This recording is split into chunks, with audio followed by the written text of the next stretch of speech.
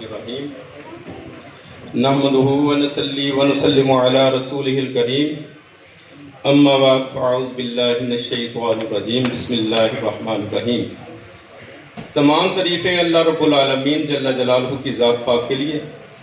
दुरूद व सलाम हुज़ूर नबी अकरम नूरे मुजस्सम शफ़ीए मुअज़्ज़म ताजदार अंबिया जनाब हबीब किब्रिया सल्लल्लाहु अलैहि वसल्लम की पाक बारगाह के लिए। जनाब पीर सैयद रिजवान शाह साहब के हुक्म पर मैं हाजिर खिदमत हुआ हूँ और ये शुगर की अक्सीर अल्लाह रसूल के फजल से 3 से 5 खुराकों से मरीज ठीक हो जाता है।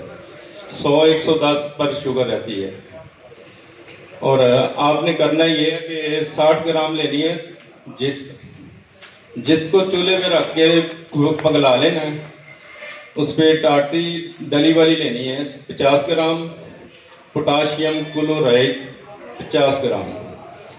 उसकी आपने पिघली हुई जिस्त पर चुटकियां देनी है।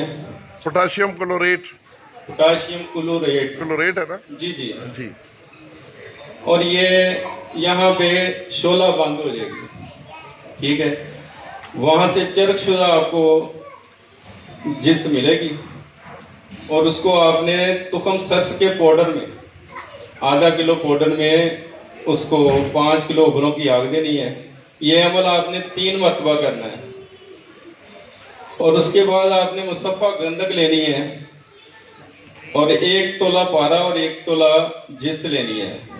जिस्त में पारे को आपने शल बंद कर देना और गंधक ऊपर नीचे रखकर 2.5 किलो उबलों की आग देनी है।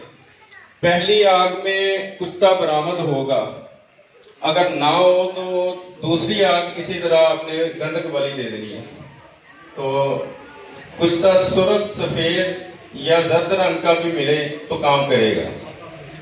और इसका नायाब अमल ये है कि ये कीमिया में भी काम करता है। वो आगे आप जिस तरफ चाहे ले जाएं, मगर ये खुराकी अक्सीर है शुगर की। पूरा बयान हो गया जी सर।